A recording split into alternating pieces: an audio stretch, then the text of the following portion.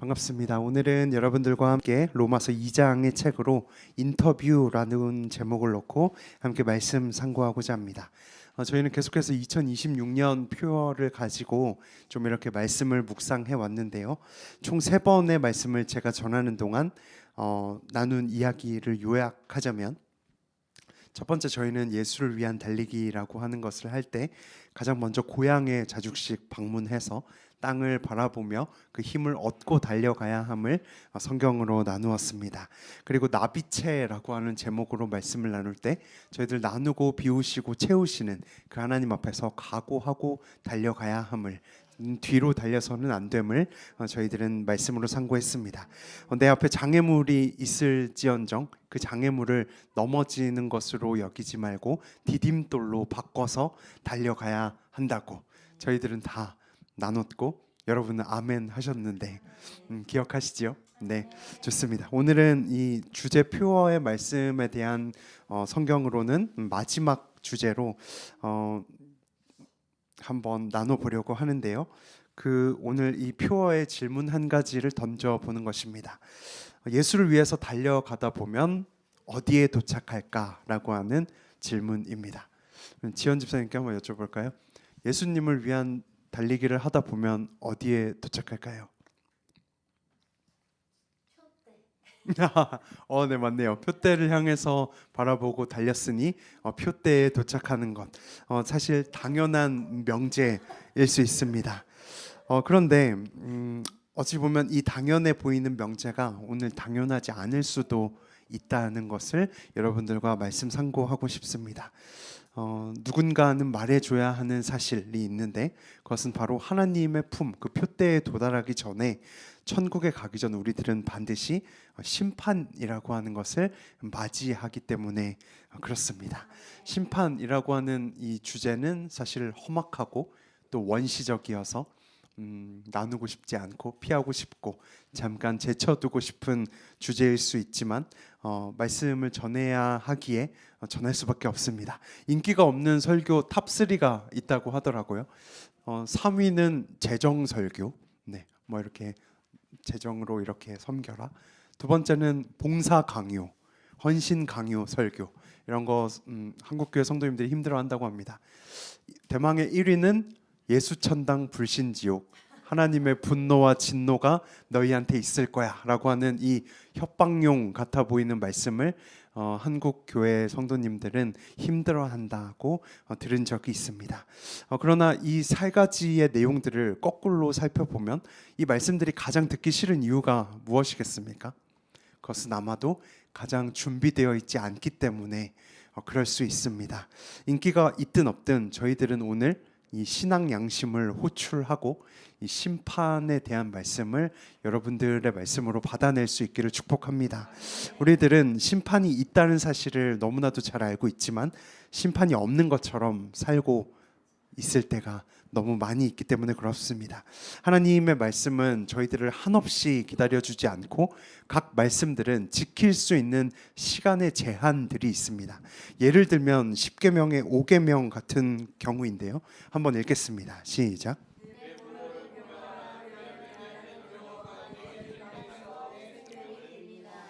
10계명의 두 돌판 중에서 대인관계를 나타내는 말씀 중에서 사람을 향한 그 계명 중에 가장 머린 말에는 부모 공경이라는 말씀이 명령으로 기록되어 있습니다.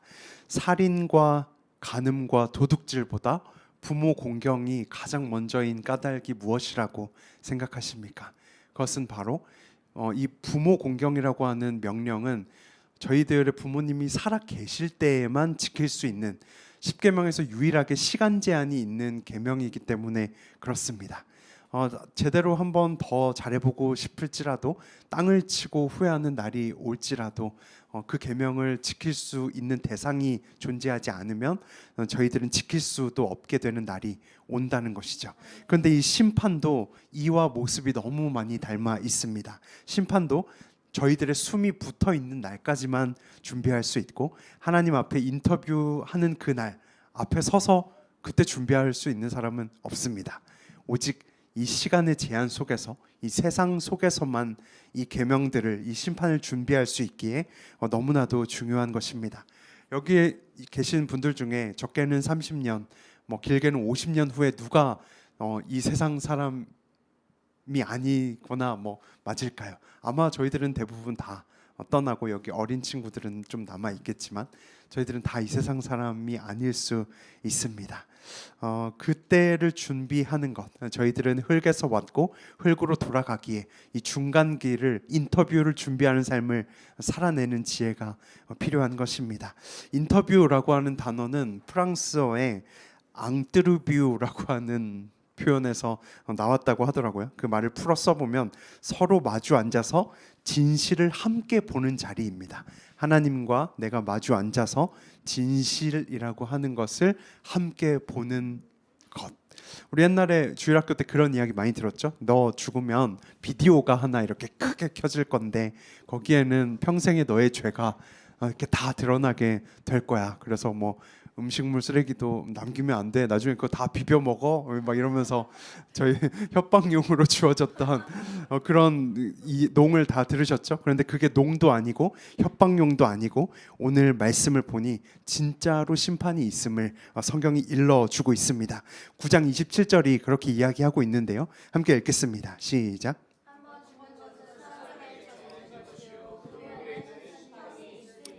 네, 사람은 몇 번 삽니까? 네, 한 번 산다고 성경이 분명히 기록하고 있습니다. 뭐 전생에 이순신 뭐 착한 일 하면 그런 칭찬 받는 시대이지만 그런 거 있습니까? 없습니까? 그런 거 없습니다. 사람은 딱 한 번 살고 인터뷰도 몇 번 있습니까? 딱 한 번밖에 없는 것입니다. 자, 그럼 인터뷰는 누가 집행하고 누가 하는가? 야고보서 말씀인데요. 함께 읽겠습니다. 시작.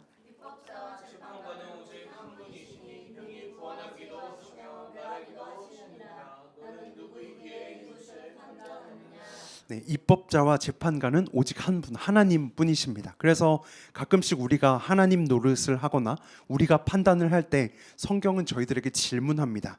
너는 누구에게 이웃을 판단하느냐? 이것은 네가 누군지 궁금하다는 말이 아니고 네가 하나님의 자리에 왜 있느냐라고 하는 질문입니다. 오직 인터뷰는 하나님만 진행하시는 것입니다. 그럼 언제 심판하는지도 봐야겠죠. 언제 심판하는지 고린도전서 읽겠습니다. 시작.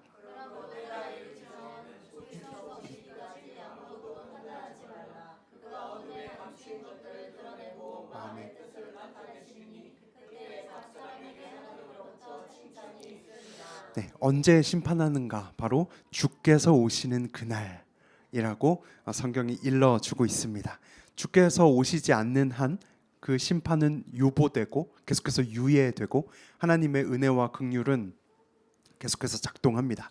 만약에 제가 하나님이라면 이 뉴스나 이런 나라 꼴을 보면 오늘이라도 직결 심판하고 싶지만 하나님의 은혜와 긍휼은 오늘도 작동하고 있음을 저희들은 알게 됩니다.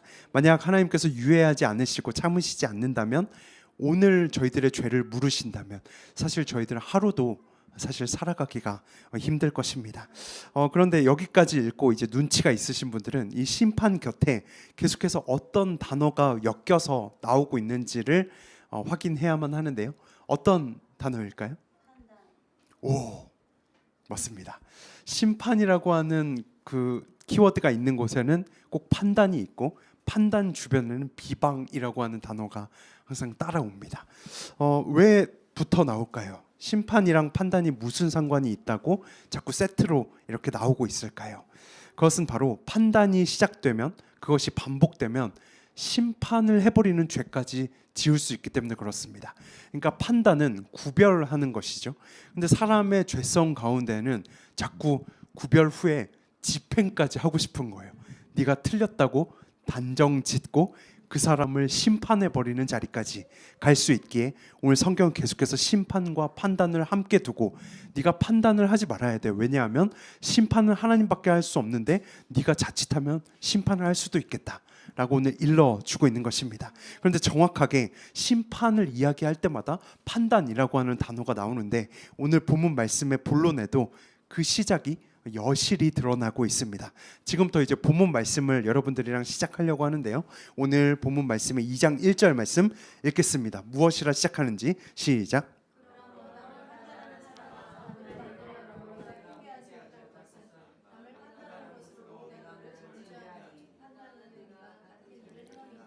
네, 바울은 오늘 결국 심판을 이야기할 거면서 맨 머릿말에다가 누구를 불러 세우고 있습니까? 판단하는 사람을 먼저 부르고 있습니다. 왜냐하면 심판과 판단은 연속선상에 있기 때문에 그렇습니다. 이어서 2절 읽을 텐데요. 읽겠습니다. 시작. 이런 일을 행하는 자에게 하나님의 심판이 진리대로 되는 줄 아노라. 우리 한번 따라하겠습니다. 심판은 진리대로 됩니다. 네. 로마서 1장 말씀은 이방인들을 향한 말씀입니다. 그런데 오늘 저희가 선택한 2장의 본문은 유대인들을 향한 본문, 그리스도인들을 향한 본문입니다. 곧 1장은 믿지 않는 비신자를 향한 말씀이고 2장은 믿는 자들을 향한 말씀입니다. 그래서 이 예수 그리스도를 잘 믿는다고 생각했던 유대인들에게는 나쁜 버릇이 한 가지 있었습니다. 그것은 바로 신앙의 안주함이라고 하는 버릇입니다. 우리 이스라엘은 하나님께 선택받았고 사랑받아서 율법은 철저히 지켰기에 우리는 심판이라고 하는 것이 찾아온다면 분명히 혜택이 있을 거야, 이렇게 생각하는 버릇이 유대인에게 있었다는 것입니다. 나 같은 열심당원이 죄를 좀 지은들 하나님께서는 회개하면 나 같은 것의 죄는 좀 이렇게 모면하게 해주실 거야. 왜냐하면 우리는 사연이 있는 사이니까. 이렇게 이야기할 수 있습니다. 여러분들에게도 질문 드리겠습니다. 여러분들은 하나님께 사랑받은 존재입니까? 네, 그럼 여러분들은 하나님께 선택받은 존재입니까? 그러면 여러분들을 향한 죄 물음에 대해서 혜택이 있을까요? 없을까요? 형벌이 면제가 될까요? 안 될까요? 네, 되지 않습니다. 3절 말씀인데요. 같이 읽겠습니다. 시작.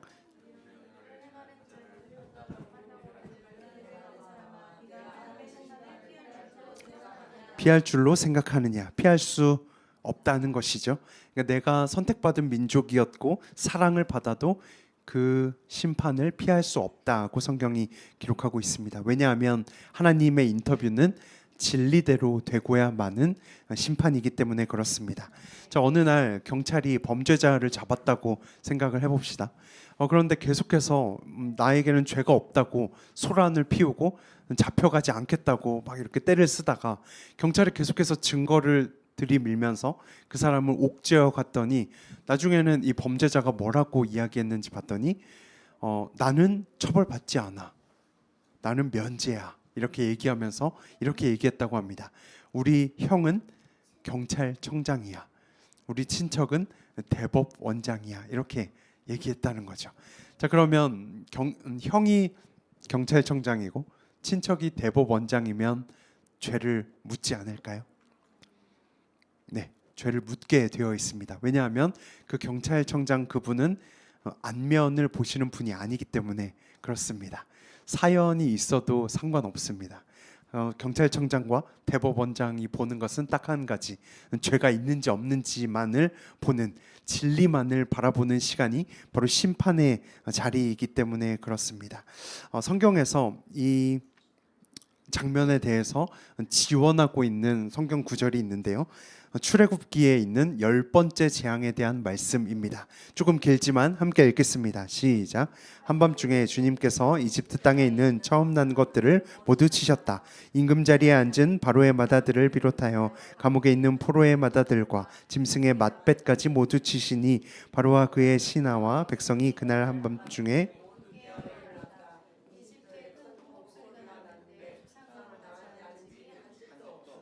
네. 지금 위 구절은 10가지 재앙 중에 몇 번째 재앙으로 보이십니까? 10번째 재앙입니다.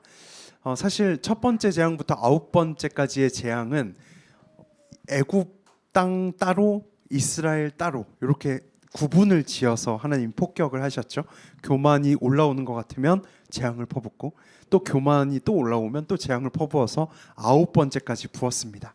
그런데 10번째 방식은 조금 독특했죠.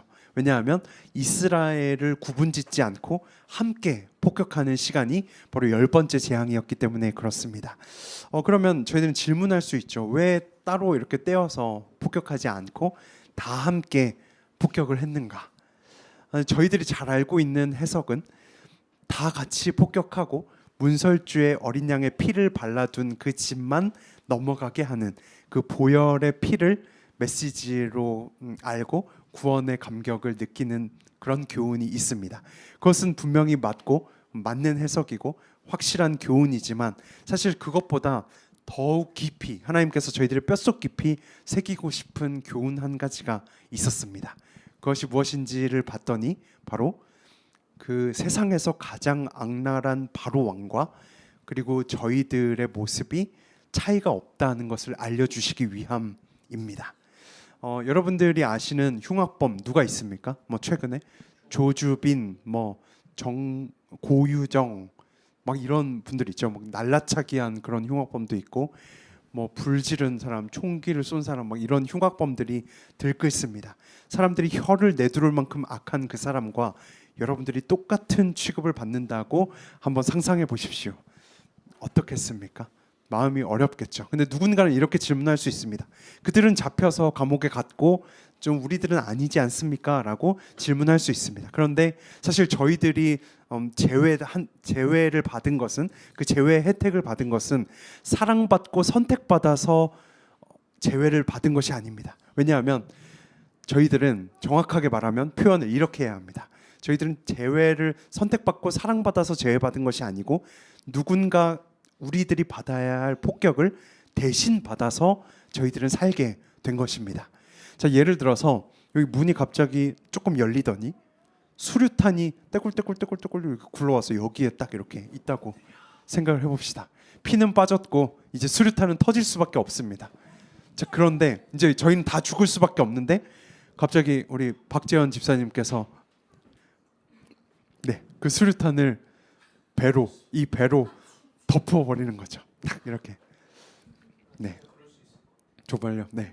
그래서 저희들은 다 죽을 수밖에 없었는데 누가 덮었습니까? 예수 그리스도가 저희들의 사망을 덮으셨습니다. 그래서 저희들이 사랑받고 선택받아서 제외된 복음의 내용이 아니고 당연히 누군가 모두가 받아야 할 그 폭격을 대신 받으신 분이 있기에 저희들이 살아났다는 사실입니다. 그러면 이 구원의 감격이 절절하게 살아있는 사람들은 반드시 심판을 준비하고 살아갈 수밖에 없게 되는 것입니다. 내가 받아야 할 폭격을 누군가 대신 짊어졌다면 저희들은 오늘부터 똑바로 살 수밖에 없는 것이죠. 그래서 여러분들이 이 심판이라고 하는 무거운 주제이지만은 여러분들을 축복하도록 하겠습니다. 여러분들이 그동안 심판에 대해서 느슨하게 혹은 다가오지 않을 일처럼 머나먼 이야기처럼 여겨 오셨다면 오늘 이 말씀으로 인해서 그날을 내 옆까지 아주 가깝게 절감할 수 있는 여러분들이 될 수 있기를 주님의 이름으로 소망합니다. 그래서 하나님 앞에 선 그날 앞에서 저희가 고개 떨구지 않는 저희들이 되었으면 좋겠습니다. 우리 이제 계속해서 말씀 볼 텐데요. 이제 시간이 없으니까 세트로 보겠습니다. 6절과 9절과 10절 읽겠습니다. 시작.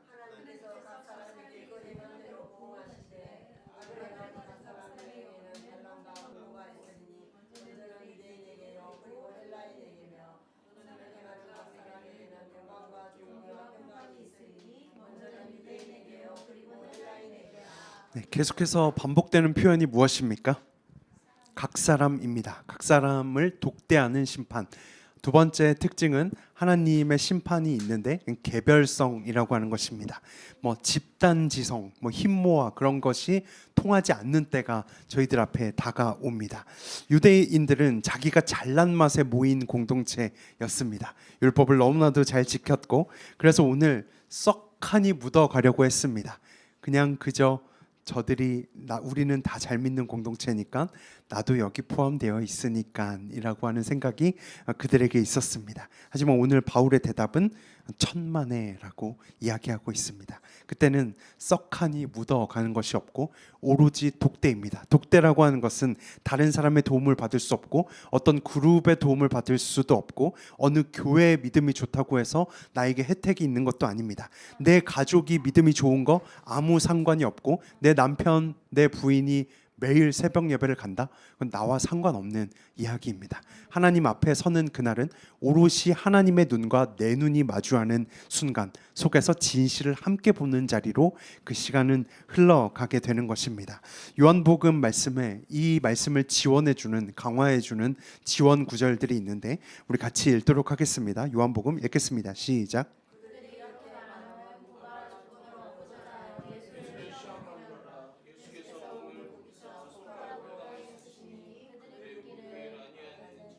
이에 일어나 이르시되 너희 중에 죄 없는 자가 여러분들이 잘 아시는 가늠한 여인을 예수님께 데려오고 있는 장면입니다. 그러니까 뭔가 포상금이 달린 멋진 지금 장면이 아니고 예수 그리스도를 율법의 올무에 끌어내리려고 불순한 의도로 지금 가늠한 여인을 데려왔습니다. 왜냐하면 하나님께서는 세리와 죄인을 사랑하시는데 오늘 내가 현장범을 잡아왔으니 이 사람을 당장 죽이라고도 할 수 없고 또는 공의로운 하나님의 속성 중에 그 정의로움이 있으니 이 사람을 용서해라 라고도 할 수 없을 거야. 그러니까 죽여라고도 못하고 용서하라고도 못하게 해서 어떤 대답을 하든 그 사람을 끌어내리려고 하는 불순한 장면으로 가늠한 여인을 데리고 왔습니다. 그랬더니 예수님의 갑자기 땅에 앉아가지고 땅에다가 뭘 썼다 이렇게 표현하고 있죠. 어떤 학자들은 지금도 땅에다가 뭘 썼는지 그걸 연구하고 계시지만 성경이 그것을 밝혀주고 있지 않으니 저희들은 그것보다 집중해야 할 것은 오늘 하이라이트로 된 바로 저 글자들입니다. 한번 따라할 텐데요. 먼저 돌로 치라. 네, 그냥 돌로 치는 것과 먼저 돌로 치라는 것은 사실 천지 차이의 말씀입니다. 왜냐하면 이것은 유대 그 당시의 법을 알아야 되는데요. 먼저 돌로 친 사람, 그러니까 죄인을 보고 먼저 돌을 집어든 그 사람이 나중에 훗날 하나님 앞에서 증인으로 모든 것을 책임져야만 하는 율법이 성경에 기록되어 있었습니다. 그러니까 그 가늠한 여인을 돌로 다 같이 쳐서 죽일 수 있는 율법이 있었지만 먼저 돌을 짚는 그 사람이 나중에 하나님 앞에 가면 설명을 해야 하는 사람으로 율법이 지정해 두었다는 것입니다. 그것은 곧 신명기 말씀에서 따온 이야기인데요. 한번 같이 읽겠습니다. 시작.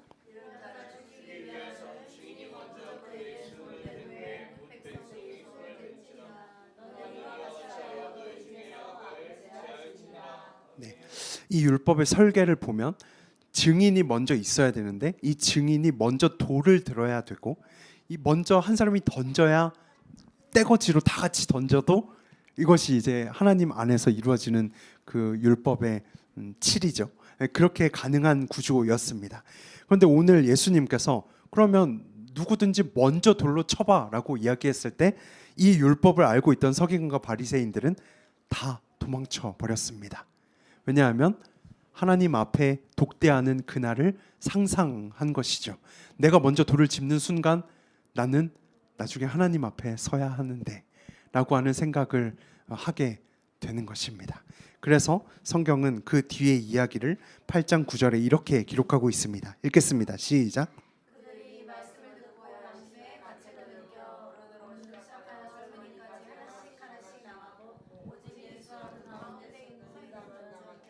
네, 왜 다 도망갔습니까?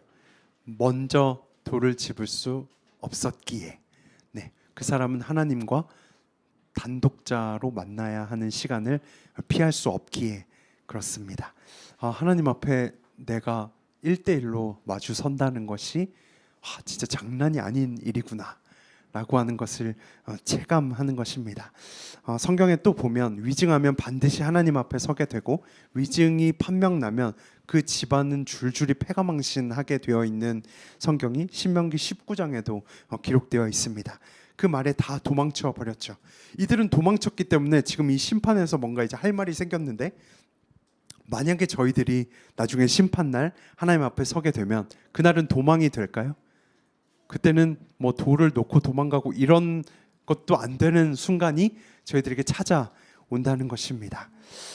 하나님을 독대할 수밖에 없다는 이 사실이 오늘 사실 저희들 한켠에 두려움으로 찾아올 수 있어야 합니다. 로마서는 오늘 이 말씀을 통해서 여러분들 각 사람을 하나님 앞에 오늘 1대1로 세워보는 그 작업을 이 말씀으로 지금 저희들에게 시도하고 있습니다. 내 안의 욕망들, 그동안의 내 불평들, 내가 감사하지 못했던 그것들, 그것이 정말 하나님 앞에서 하나님이 여기 계시다면 내가 그 말을 뱉을 수 있을까요? 하나님 앞에서 심판을 준비한다는 것은 하나님을 인식하고 늘 언제나 말씀 속에서 살아가는 삶인 것입니다. 서로 협력하는 사회와 또 서로 끌어내리는 사회, 저희들에게 있어서 이런 판단과 심판과 정죄와 비방을 멈출 수 있어야만 합니다. 한국에 하도 시기와 질투가 많으니까 옛날에 이런 농담이 있었다고 하더라고요. 어부가 이제 한국 꽃게를 잡고 또 일본 꽃게를 잡았다고 합니다. 근데 이제 한국 꽃게를 잡은 그 박스는 뚜껑을 열어놔도 된대요. 그런데 일본 꽃게들은 꼭 뚜껑을 닫아줘야 한다고 합니다. 왜 그런지 봤더니 일본 꽃게들은 나가려고 하면 자기들끼리 서로 도와가지고 금방 다 박스 밖으로 탈출한다는 거예요. 그래서 이 뚜껑을 꼭 닫아놔야 되는데 한국 꽃게는 한 마리가 나가려고 그러면 자꾸 끌어내려. 비방하고 끌어내리고 못 살게 굴어. 그래가지고 뚜껑을 열어놔도 한 마리도 탈출을 못한다. 농담이지만은 이것이 얼마나 위험한 일인지 모르겠습니다. 저희들은 비방과 올무와 판단과 심판을 오늘 멈출 수 있어야만 하는 것입니다. 자, 그렇다면 이제 새로운 국면으로 들어가서 자, 그럼 그날 그 인터뷰 가운데에서 모범 답안은 무엇일까? 뭔가 베스트 답안이 있지 않겠습니까? 그것이 바로 오늘 성경 뒷구절에 계속해서 말씀으로 나오고 있습니다. 함께 읽겠습니다. 시작.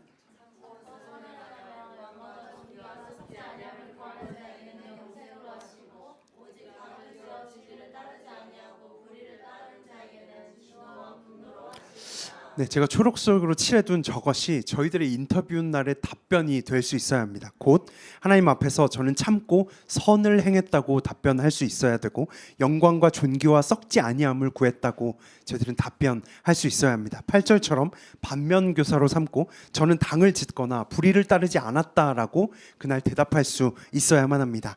2장 9절과 10절도 읽겠습니다. 시작.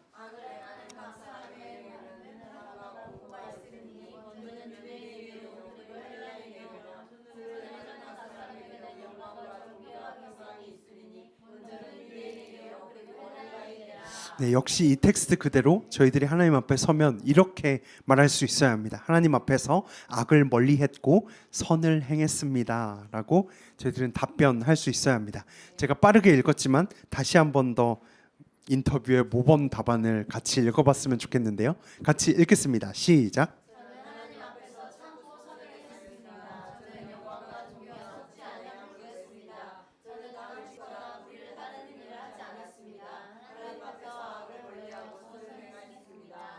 네, 7절부터 8절, 9절, 10절은 이와 같은 답변의 내용을 저희들에게 제시해주고 있습니다. 여러분들 하나님 앞에 섰을 때 이 말씀의 재료들로 하나님 앞에서 답변할 수 있는 은혜가 있기를, 이 말씀이 기억나는 축복이 있기를 주님의 이름으로 소망합니다. 그런데 사실 위 이 문장을 세 글자로 줄이면 바로 예수님의 삶 그 자체, 예수님 그 자체였습니다. 예수님은 태어나셔서 죽으시고 부활하시고 승천하시기까지 말씀과 함께 사셨던 분이기 때문에 그렇습니다. 예수님이 승천하실 때 진짜로 말씀을 좀 지키다가 돌아가셨는가? 라고 하는 질문을 해봤을 때 그 장면을 보면 진짜로 말씀을 지키다가 올라가셨더라고요. 그 구간을 확인하려고 하는데요. 누가복음 말씀 같이 읽겠습니다. 시작.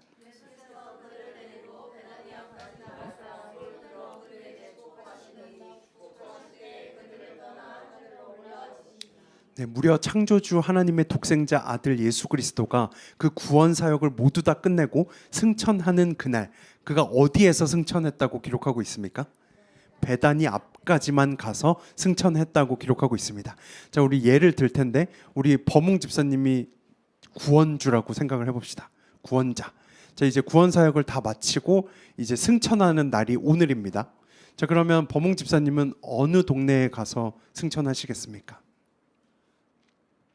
어디 좀 경치가 좋은 부산? 아니면 저 비행기 타기 좋은 인천공항 즈음으로 가서 승천하시겠습니까? 아니면 모두가 좀 나를 구경 올 수 있도록 저 대전이나 세종 요 중간 지점에서 승천하시겠습니까? 어디 즈음에서? 광교산. 네. 좋네요. 가깝고 좋은데요. 사실 네.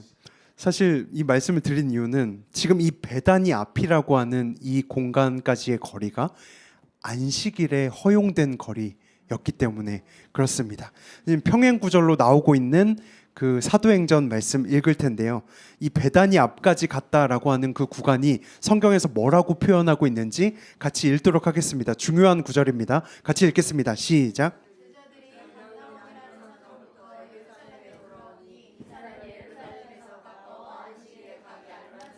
세 번역도 읽겠습니다. 시작.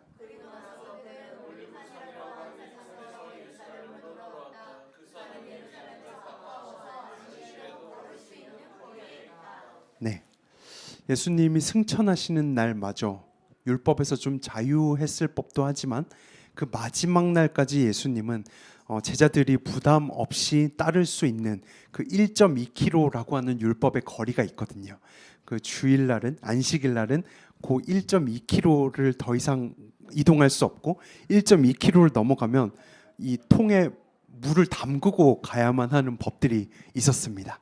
그러니까 예수님은 이 안식일에 대한 정신을 배려했고 제자들이 말씀을 지키기를 원하는 마음에 정확히 베다니 앞까지만 가셔서 올라가신 마지막 모습을 볼 수 있습니다. 그러면 저희들도 예수님도 이렇게 사셨으니 저희들도 심판 날까지 그날까지 말씀과 함께 살아야 하지 않겠습니까? 상황과 편의가 아니라 나의 말씀 앞에서 내 삶을 조정하면서 살아가는 것이 필요합니다. 주장하지 마시고 사랑을 선택할 수 있는 여러분들이 될 수 있기를 축복합니다. 권리보다 배려를 먼저 선택할 수 있는 여러분들이 될 수 있기를 소망합니다. 남을 끌어내지 마시고 비방하지 마시고 판단하지 마시고 온전히 예수 그리스도의 사랑의 긍휼과 은혜로 여러분들이 모든 사람을 대하시고 하나님 앞에서 살아갈 수 있는 여러분들이 될 수 있기를 주님의 이름으로 소망합니다. 말씀 정리합니다. 우리들 인생 끝에 내 눈을 보며 질문하시는 하나님 앞에 저희들은 서게 됩니다. 그 인터뷰를 준비할 수 있는 시간은 저희들의 삶, 요때만 가능하기에 저희들은 오늘부터 그 인터뷰를 준비할 수 있어야 합니다. 그 분은 나의 사연과 나의 안면을 보지 않고 오직 진리대로만 심판하시는 분입니다. 선택받았어도 사랑받았어도 그날은 내가 너를 잘 안다라고 했던 그런 친근함이 통하지 않는 시간이 저희들 앞에 찾아옵니다. 그때 우리가 고대해야 하는 것은 내 죄를 위해서 대신 죽으신 예수 그리스도의 보혈의 피를 기대하고 그 은혜의 구간에 내가 선택되기를 간구하는 것입니다. 우리도 흉악하고 죄인이면서 악인입니다. 그러나 하나님이 사망을 다 덮으셨습니다. 그렇기 때문에 저희들은 살아날 수 있습니다. 그리고 하나님 앞에서 우리가 만나는 날 우리는 이렇게 대답해야 합니다. 내가 하나님 앞에서 평생 말씀과 살았노라. 이렇게 답변할 수 있는 저와 여러분들이 될 수 있기를 주님의 이름으로 소망합니다.